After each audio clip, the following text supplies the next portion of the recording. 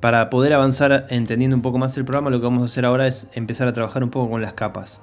Para eso vamos a crear una primera composición en 1920 x 1080, 25 cuadros por segundo, píxeles cuadrados de 30 segundos. Aunque eso, como vimos, ya después lo podemos modificar. Vamos a darle OK. Esto va a crear una composición que va a estar vacía y lo que estoy viendo ahora es este fondo en forma de cuadrilla que simboliza la transparencia. Para poder activarlo o desactivarlo tengo esta opción que dice Toggle Transparency Grid. Si yo le hago clic vuelvo a ver el fondo negro. ¿Sí? Eso es porque si no hay nada se ve fondo negro, salvo que yo exporte un video con fondo transparente, que todavía no lo vimos. Bueno, entonces, para empezar a entender un poco más cómo funcionan los tipos de capas que podemos llegar a crear, podemos trabajar con capas que se creen a partir de archivos que importamos, como por ejemplo de imágenes. Entonces, si venimos e importamos, por ejemplo, un archivo JPG, cuando lo tiramos adentro de la composición, dentro del timeline, de la línea de tiempo, vamos a ver que aparece la capa de imagen. La mayoría de las capas tienen componentes que permiten transformarlo. ¿Sí? En principio, cuando uno despliega esta flecha de acá, aparece el primer componente, que es el componente de transformación.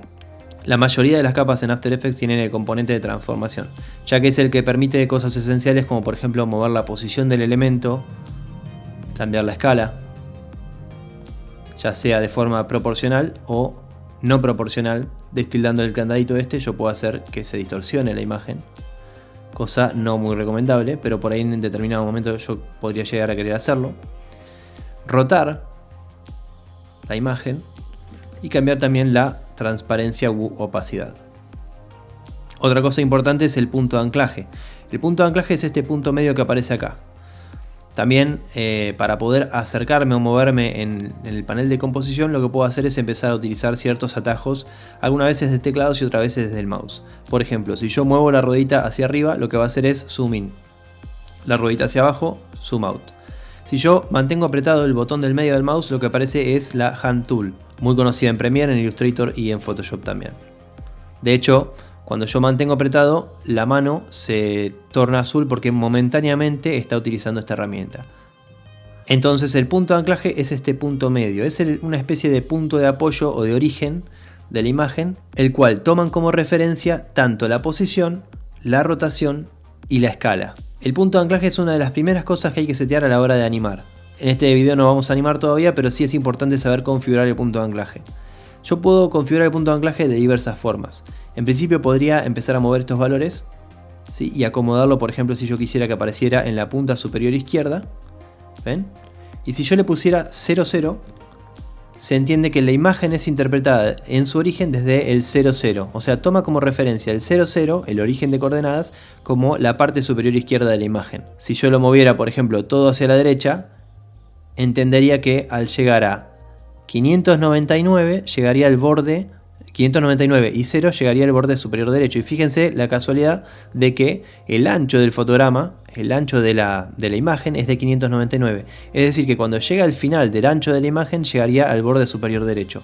Esa es la relación que tiene el punto de anclaje. Pero bueno, hasta ahora no vimos para qué sirve. Si yo empiezo a escalar este elemento, lo va a hacer desde el punto de anclaje. Y si yo empiezo a rotar este elemento, también lo va a hacer desde el punto de anclaje. El problema de mover el punto de anclaje desde esta posición es que es medio engorroso. Por ahí si yo quisiera ponerlo, por ejemplo, esta imagen acá y ponerlo un poco más hacia arriba o más hacia afuera de la pantalla, lo podría hacer, pero tendría que empezar a jugar con estos valores, ¿sí? Hasta llegar a ese punto, y es medio confuso. Para eso After Effects habilita una herramienta que se llama herramienta de panorámica trasera o Pan Behind Tool, que es esta de acá. Si yo le hago clic, ahora lo que puedo hacer es directamente seleccionar el punto de anclaje y moverlo hacia otro lado. Entonces, por ejemplo, podría seleccionar y reubicarlo acá y entonces empezar a rotar la imagen tomando como punto de referencia, como punto inicial, punto de apoyo, esa esquina. Lo mismo con la escala, ¿sí? Y también la posición, que en principio no se nota, pero se va a notar más cuando empecemos a hacer animaciones, ¿sí? Que impliquen rotación o escala, ya que cuando quiera mover el punto de anclaje por algún error, por alguna cosa que no había previsto, cuando cambio el punto de anclaje cambia el origen de coordenadas de la imagen y se distorsionan todas las animaciones. Entonces lo primero que hay que hacer antes de empezar a animar una imagen determinada o un video es setear el punto de anclaje, el punto inicial de apoyo. Si yo quisiera centrar exactamente en el medio de la imagen el punto de anclaje es medio confuso, por ahí podría sacar algún tipo de cuenta, pero hay una forma más fácil que es manteniendo apretada la tecla Control y haciendo doble clic en la Pan Behind Tool. Eso hace que se centre directamente el punto de anclaje. Y otra forma es hacerle clic derecho a la capa, ¿sí? Desde la parte de la composición, o si no a la capa, acá abajo, clic derecho, Transform, y venir a donde dice Center Anchor Point in Layer Content. ¿Sí? Este es el atajo de teclado, no les vamos a pedir que se lo memoricen, pero si hacen clic acá van a ver que se centra de nuevo el punto de anclaje. Este es el componente de transformación. Ahora, si por ejemplo yo importara un archivo PNG, van a ver que el componente es exactamente el mismo. Porque justamente son dos tipos similares de archivos. Si yo importo un video, va a ocurrir lo mismo. Porque tengo el mismo componente de transformación, pero además agrega el componente de audio. Por ejemplo, si yo empiezo a avanzar un poco en el video, veo que va avanzando la historia, y además del componente de audio tengo lo que son los niveles, es decir, los decibeles y la forma de onda del audio. Si recuerden, este no es un programa para cambiar el audio, sí lo es Adobe Audition, pero permite hacer algunos ajustes. Otra cosa que puedo hacer, por ejemplo, es querer agregar en algún determinado momento música. Puedo importar la música y ponerla de fondo. El problema que voy a tener es que van a coincidir la música que yo elegí, vamos a ver el waveform, con la música que trae el video. Entonces, ¿cómo podría hacer yo para silenciar el video, el audio del video, para que no se superponga con la música? Es muy sencillo, o bajando los decibeles del video que quiero silenciar, o si no, con este iconito del parlante que tengo acá. Y si vieron acá al costado, también tienen un icono de un ojo. Ese ojo justamente lo que hace es ocultar la capa. ¿Sí? La capa también se podría ocultar si yo cambiara la propiedad del componente en transformación, la propiedad de opacidad. Si yo la bajara, empezaría a ver lo que hay por debajo de las capas. Siempre la capa que está más arriba es la que se superpone a la que están por debajo. Además también existe la opción de isolación de capas, que es esta columna de acá, este punto. Si yo le hago clic, por ejemplo, al modo de isolación del logo de 7up, lo que va a hacer es aparecer solamente este logotipo. Cuando yo tengo mucha cantidad de capas en un mismo proyecto, es muy común utilizar esta propiedad como para isolar cierta cantidad de capas y no tener que andar lidiando con demasiadas capas a la vez. Y por último está esta opción para bloquear capas. Si por ejemplo yo quiero dejar el video este de fondo y animar los logos, y sin querer, queriendo manipular el logo de 7up, selecciono el video y lo corro, lo que puedo hacer es bloquear la capa, ¿sí? Y de esta manera voy a evitar moverlo involuntariamente. Otro tipo de capas que permiten más componentes son por ejemplo las capas de texto. Si yo selecciono la herramienta de creación de texto, hago clic en la pantalla y empiezo a escribir After Effects, lo que voy a lograr es crear una capa de texto. Si quiero cambiar las propiedades, puedo venir al panel de Character, que en principio no lo veo presente, pero si vengo a Window, Character, veo que está tildado, es decir que en alguna parte de mi espacio de trabajo está presente, pero yo no lo estoy viendo. El panel está acá minimizado, así que lo que voy a hacer es arrastrarlo acá arriba en conjunto con los demás.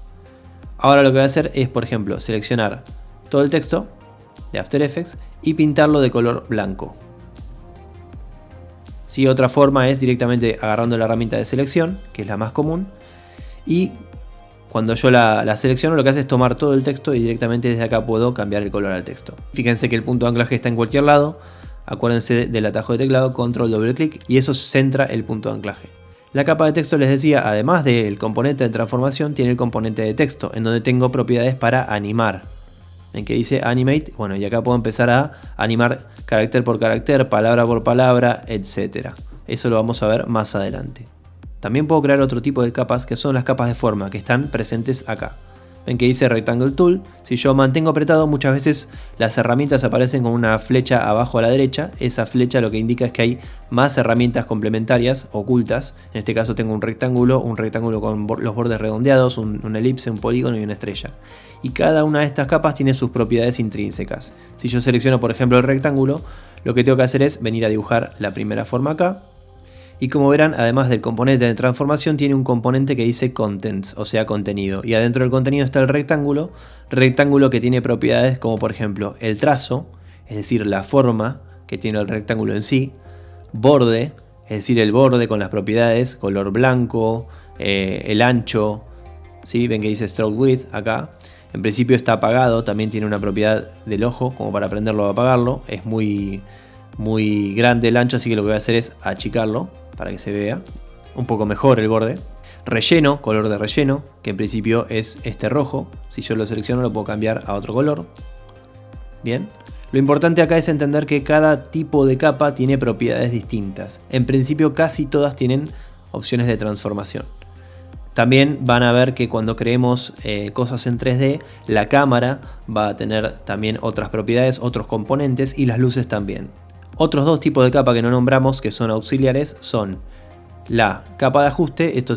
A esto se accede haciendo clic derecho en un espacio vacío de la línea de tiempo. Nueva, Adjustment Layer o capa de ajuste. ¿Sí? La capa de ajuste funciona igual que en Premiere. Básicamente yo puedo aplicarle un montón de efectos a esa capa y todo lo que esté por debajo de esta capa se va a ver afectado por todos los efectos que estén presentes en la capa de ajuste.